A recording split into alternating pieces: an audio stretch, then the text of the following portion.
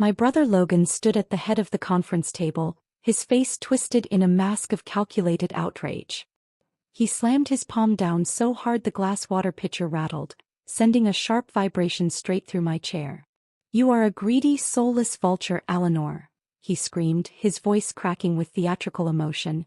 We were gathered in the estate attorney's wood-paneled office just 2 weeks after our father's passing, surrounded by our extended family. Logan's performance was flawless. He wiped a stray tear from his eye and turned to the room, claiming that our late father's estate was completely depleted, leaving behind nothing but crushing debts. Then he looked directly at me, accusing me of trying to steal what little remained from our grieving mother. My mother sat right beside him, nodding through her heavy tears.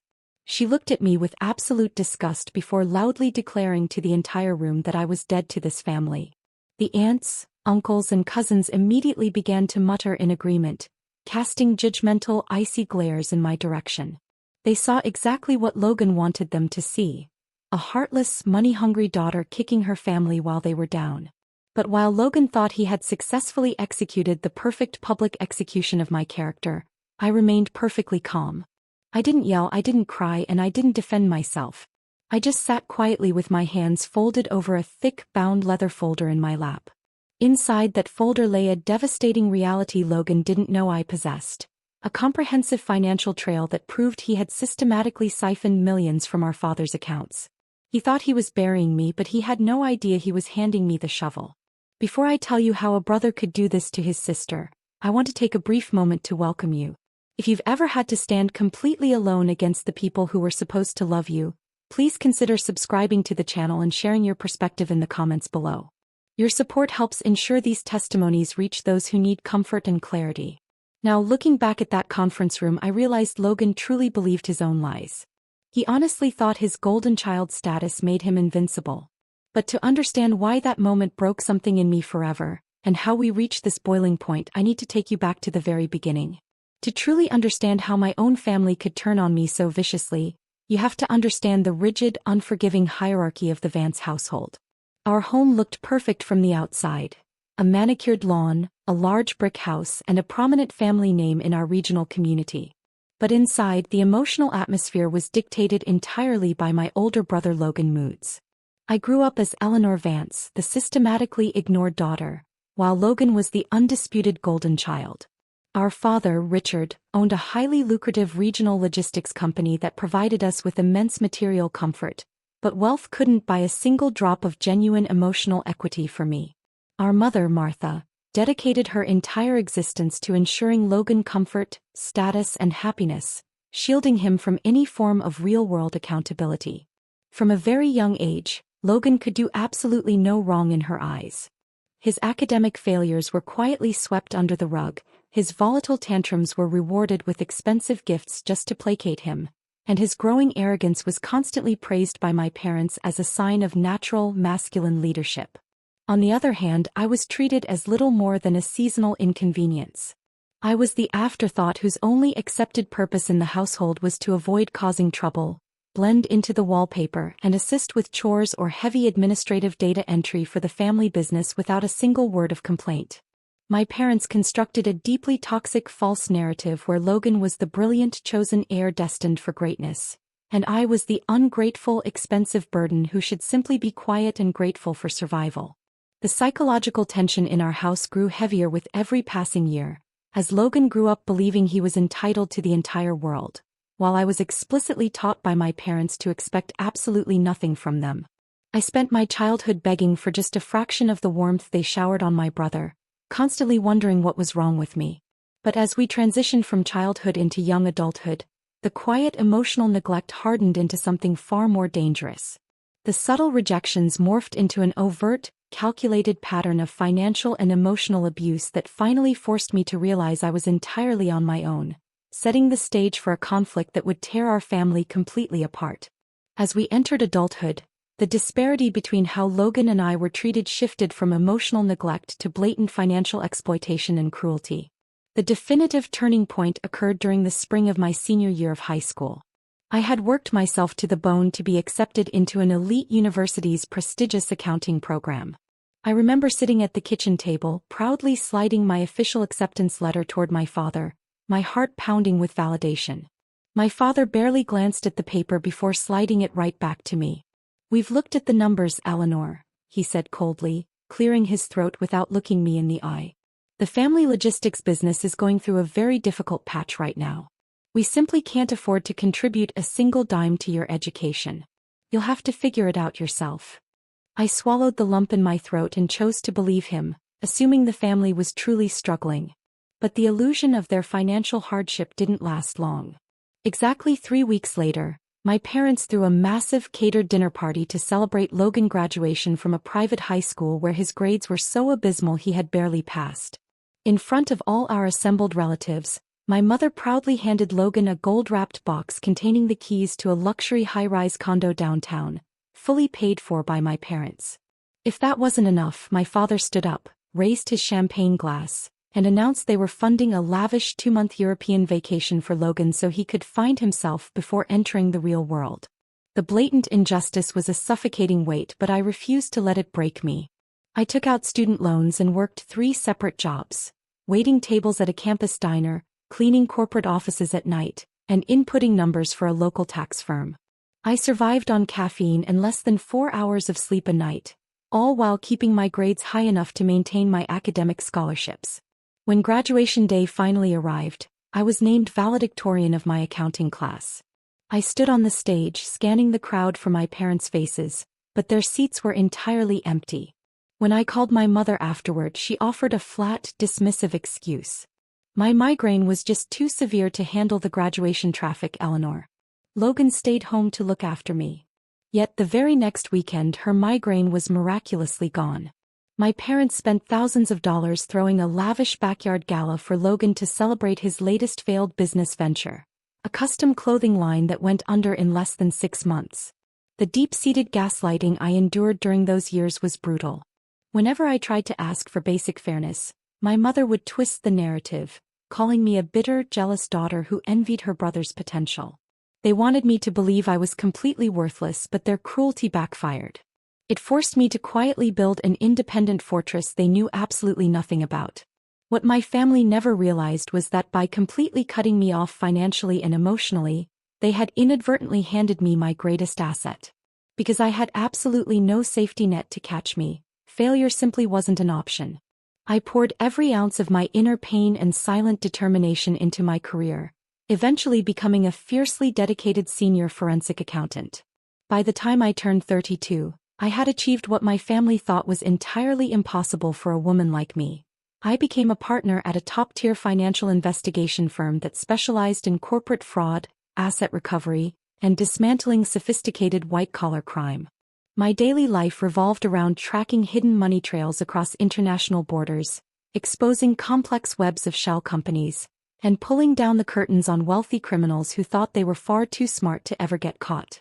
But I had learned long ago that sharing any piece of my success with my parents or Logan would only invite bitter jealousy, mockery, or immediate exploitation. So I made a conscious, deliberate choice to keep my immense professional and financial accomplishments entirely secret from them.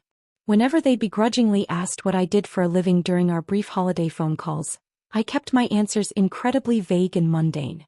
"Oh, I just do basic clerical paperwork and routine data entry for a local corporate office," I would say with a meek, submissive shrug.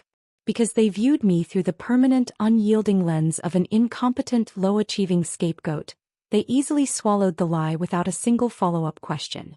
Logan took every single opportunity to mock my supposedly meager income, routinely making snide remarks at the family dinner table about how some people were just born to be low-wage cogs in a machine. My mother would always chime in, sighing dramatically about how lucky it was that Logan was there to carry the prestigious Vance business legacy, while I would likely struggle just to pay rent for the rest of my life. I let them talk.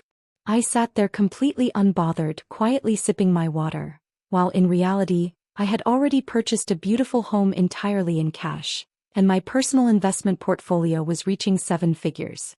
Their boundless arrogance completely blinded them to the reality of who I truly was.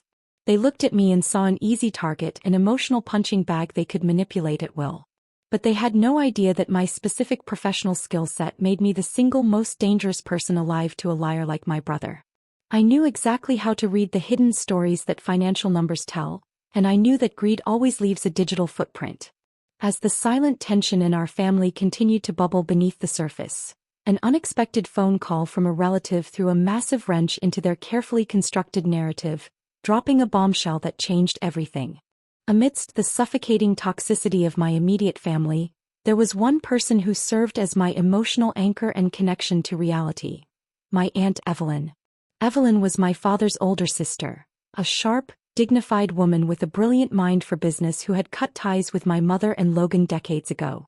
She had seen right through their manipulative behavior early on and refused to participate in the psychological destruction of a child. Evelyn was the only blood relative who sat in the auditorium during my university graduation, cheering loudly when my name was called. Over the years, she routinely validated my experiences, reminding me that I was not the crazy, ungrateful, or greedy person my mother claimed I was. She was the one who kept me grounded when the gaslighting threatened to distort my reality. 6 months before my father's unexpected passing, Evelyn called me and asked to meet for a private lunch at a quiet bistro on the edge of town. When I arrived, I could tell by the serious look in her eyes that this wasn't just a casual catch-up. Over tea, she dropped a massive bombshell. "Eleanor, something is very wrong with your father's business," she whispered, leaning across the table. Evelyn explained that because the logistics company still held legacy municipal contracts, she had been reviewing their mandatory public financial filings.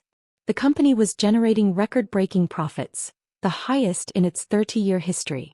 Yet just days prior, my father had broken down in tears during a private phone call with her, frantically complaining that his personal accounts were mysteriously empty and he was running out of cash to pay basic household expenses. As a forensic accountant, my internal alarms immediately began to blare. The math simply did not add up. Record profits at the corporate level should never translate to sudden, inexplicable personal insolvency for the sole owner. Evelyn looked at me, her eyes filled with deep concern. "He trusts Logan completely with the digital accounts, Eleanor. I'm terrified of what your brother is doing to him." That lunch was the crucial initial clue. It confirmed my worst fears. Logan greed had escalated from merely draining my parents' pockets for handouts to active, systematic corporate sabotage. I promised Evelyn I would start quietly looking into whatever public data I could access, but before I could unearth the full scope of the deception, tragedy struck our family, accelerating Logan timeline and forcing us all into a high-stakes arena. The fragile peace shattered completely when my father suddenly suffered a massive, catastrophic stroke and passed away within 48 hours. The grief was a heavy, physical ache in my chest, but the rest of my family didn't even give us time to mourn. Logan immediately seized absolute dictatorial control of the entire household. Under the guise of protecting our deeply distraught mother, he moved his things into her house that very same night. His very first act was to change the security codes on the property and place a heavy brass padlock on my father's home office door, completely locking me out of any access to family records. Instead of focusing on funeral arrangements, Logan's immediate, frantic priority was the money. He hastily arranged a mandatory formal meeting at the office of Mr. Abernathy, the family's long-term estate attorney, demanding that the will be read immediately, less than a week after our father's passing. He didn't even consult me on the timing. I simply received a cold, automated calendar invite from the law firm's secretary. On the morning of the meeting, the atmosphere inside the attorney's office was heavy with manufactured drama. I arrived dressed in a simple, dark tailored suit, my posture straight and my expression entirely neutral. I walked into the wood-paneled conference room and quietly took a seat in the corner, intentionally placing myself away from the center of their theater. Logan was already there, pacing the room like a frantic king preparing to claim a stolen throne. He treated the office staff with immense arrogance, snapping his fingers for coffee and demanding that Mr. Abernathy hurry the process along. My mother sat rigidly at the center table, weeping dramatically into a black lace handkerchief. She clung tightly to Logan's arm, whispering loudly to the aunts, uncles and cousins who had lined up along the back wall like an audience. "Thank God I have Logan," my mother whimpered, her voice dripping with theatrical sorrow. "My brilliant son is the only one who cares about my survival. He is the sole provider for this family now." Logan smirked, patting her hand with a smug, condescending look directed straight at me. The emotional tension in the room reached a suffocating, critical threshold. The extended family members cast judgmental, icy glances toward my corner, whispering about how heartless I was for sitting there without crying. They thought I was trapped, outmaneuvered, and helpless.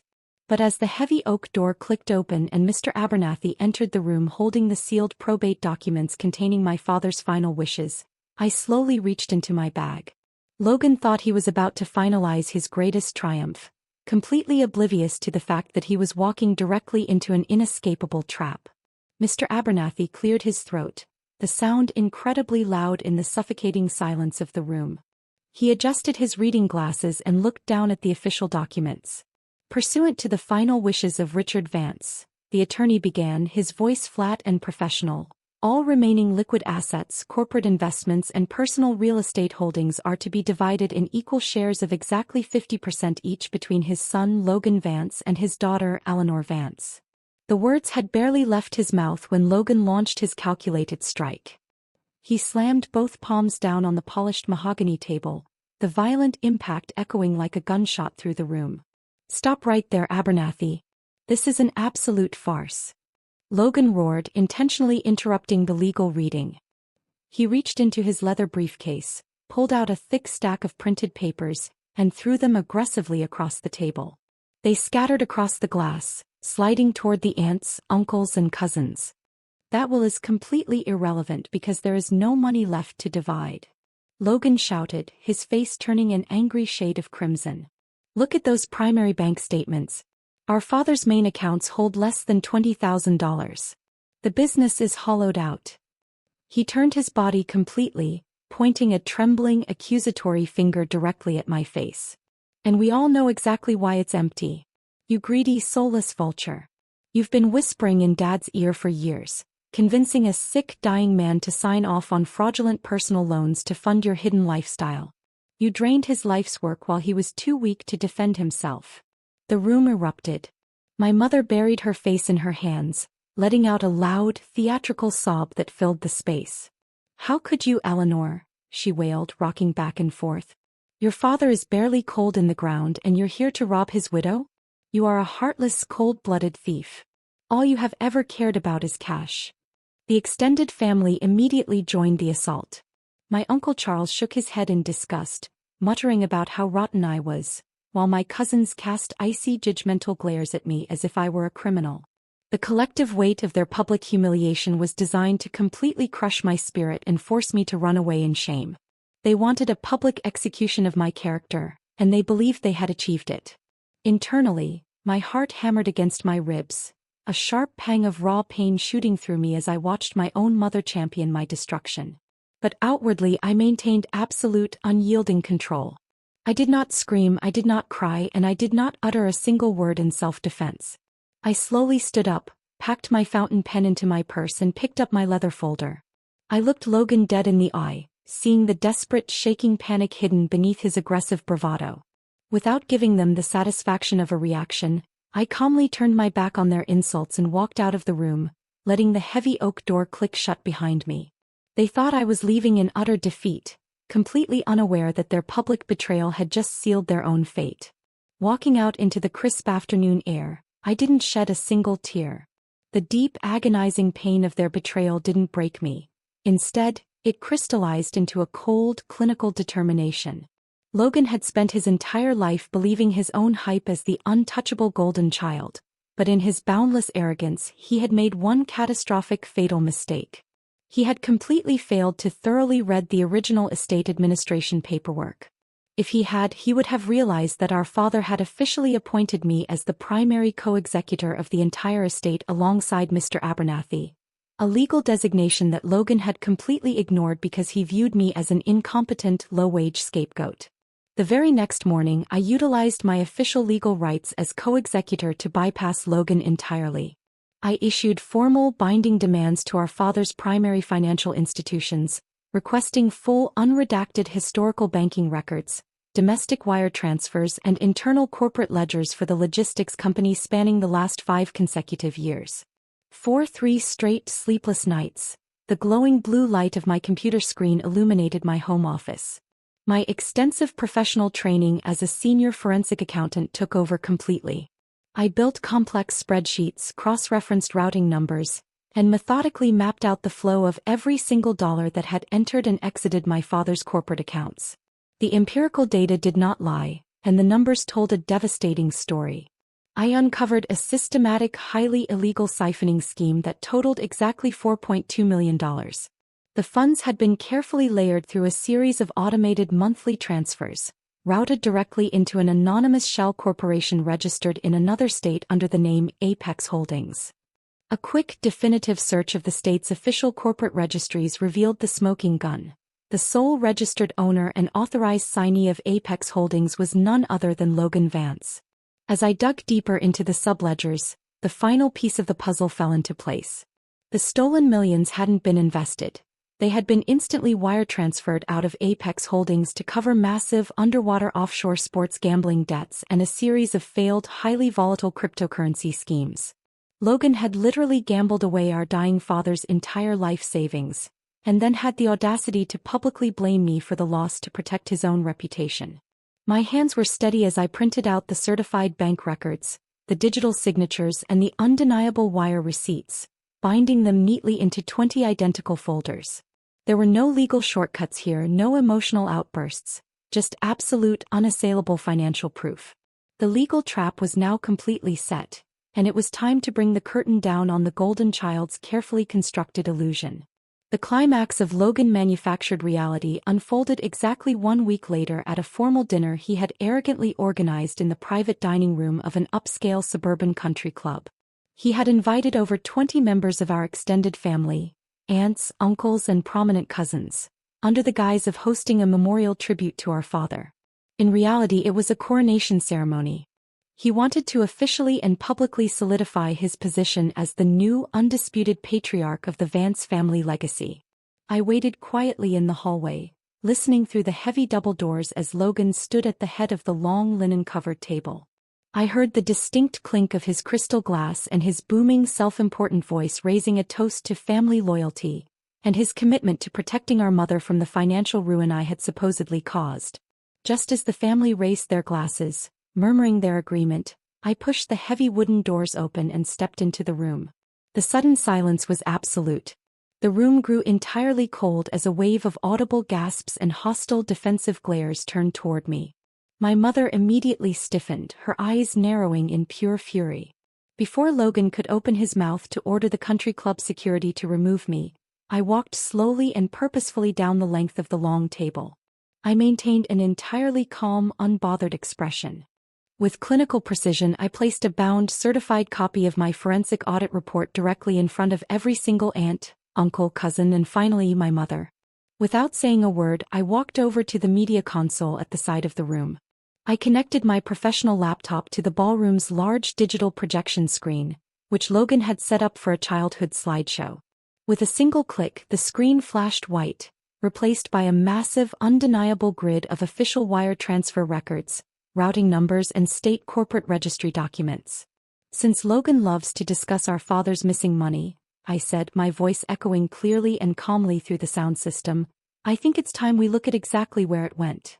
I pointed to the screen, showing the clear digital signature of Logan Vance systematically moving $4.2 million out of our father's corporate accounts and into an out-of-state shell corporation named Apex Holdings. I didn't rush. I read the exact dates, times, and amounts of the transfers, mapping them directly to the timeline of our father's failing health. Logan's face instantly drained of all color, transitioning from smug, wealthy arrogance to a state of sweating, stuttering panic. He slammed his glass down, spilling wine across the white tablecloth. This is a lie. She's fabricating documents. She's a disgruntled, jealous failure trying to ruin this family, he screamed, his voice cracking into a desperate, high-pitched register as he looked around the room for support. But nobody stood up to defend him this time. The aunts and uncles were staring wide-eyed at the certified bank papers in front of them, recognizing the official institutional stamps. I looked directly at my brother. These aren't my documents, Logan. These are certified banking subpoenas. And the state authorities have already received their copies. My mother looked up at the screen, her eyes tracing the indisputable digital footprint of her golden child's greed. The heavy realization that her chosen protector was the very person who had robbed her blind hit her all at once. Her face went pale and she collapsed backward into her upholstered chair, completely unable to utter a single word of denial. The room was dead silent as the ultimate delayed reversal took place, completely obliterating decades of toxic projection with the unassailable weight of objective truth. The legal, financial, and social fallout from that country club confrontation was swift, devastating, and entirely inescapable for Logan. Mr. Abernathy, whom I had secretly and thoroughly briefed with the complete forensic file the morning before the dinner, wasted absolutely no time. Utilizing his legal authority, he immediately froze all probate proceedings regarding my father's estate, completely cutting off Logan access to any corporate accounts. Furthermore, as the co-executor, he officially referred my certified forensic audit directly to the district attorney's office, initiating a formal criminal investigation for grand larceny and elder financial abuse. Faced with an unassailable mountain of banking data, federal wire tracking, and corporate registry filings, Logan's expensive private defense attorneys quickly realized they possessed absolutely zero legal leverage. They explicitly warned him that fighting the charges in open court would result in a guaranteed, lengthy federal prison sentence. Defeated and broke, Logan was forced to accept a harsh plea bargain to avoid maximum incarceration. The legal consequences were unyielding. He was sentenced to significant financial restitution, ordered to pay back every single dollar he had siphoned from the estate, and placed on a strict, lengthy period of supervised probation. To satisfy the crushing debt, Logan was legally forced to liquidate his luxury high-rise condo, sell his expensive vehicles, and officially declare personal bankruptcy. The golden child's carefully constructed illusion of superiority and wealth was completely dismantled, proving it had been entirely funded by the theft of a dying man's life savings. The social consequences for my mother were equally brutal. The pristine, elite social standing she had spent her entire adult life courting completely shattered overnight. The tight-knit, wealthy country club community she valued so deeply quickly found out about her son's public exposure, criminal fraud, and bankruptcy. The whispers followed her everywhere she went. Within months, she found herself completely isolated and bitter, trapped alone inside a massive brick family home she could no longer afford to maintain without the business profits Logan had gambled away. The toxic family power dynamic had been permanently inverted by the rule of law. They had spent decades trying to make me feel small, poor, and dependent, but their own greed had stripped them of everything, leaving them to sit in the ruins of the empire they had built on lies. Predictably, the moment the unyielding reality of their financial and social ruin fully set in, the toxic family system attempted to reset itself through desperate, familiar patterns of psychological manipulation.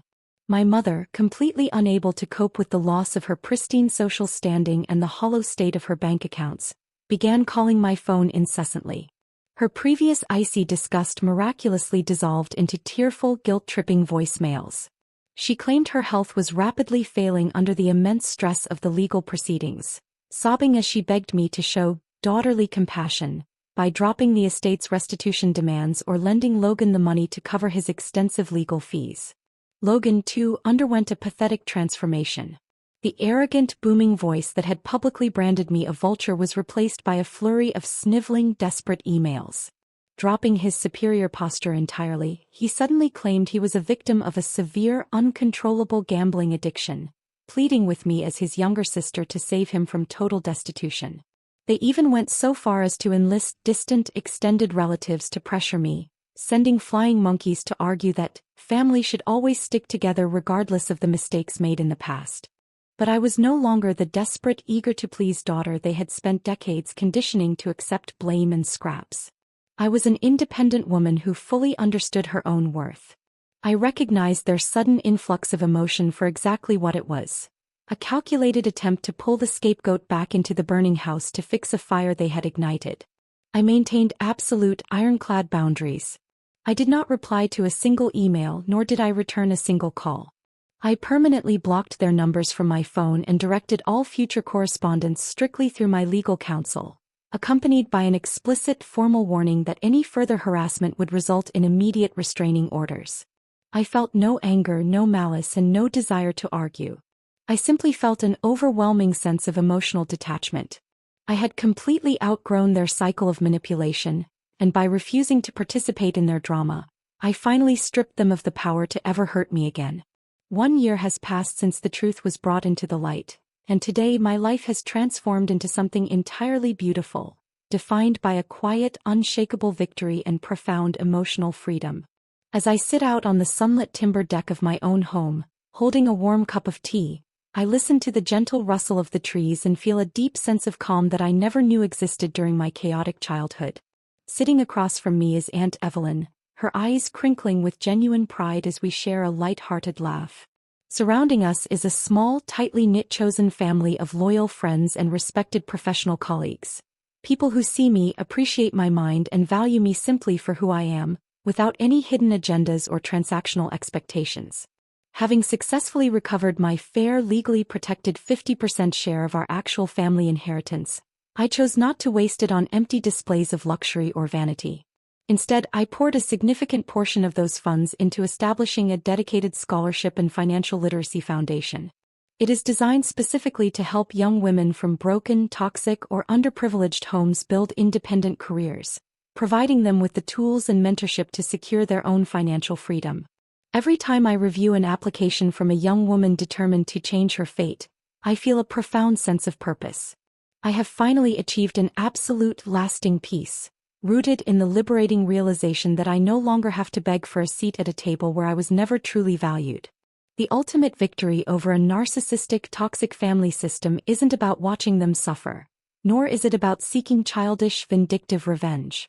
True justice is about completely reclaiming your own narrative, stepping out from the shadows of their gaslighting, and walking away into the light with your dignity entirely intact. For anyone out there who is currently standing alone against the people who were supposed to protect you, please remember this. Blood makes you related, but boundaries keep you safe. Your worth is not defined by the roles a toxic family tries to force upon you. Stay patient, trust the objective evidence of your reality, and never stop building your own independent fortress. The road to emotional freedom requires immense courage, but the peace waiting for you on the other side is worth every single step.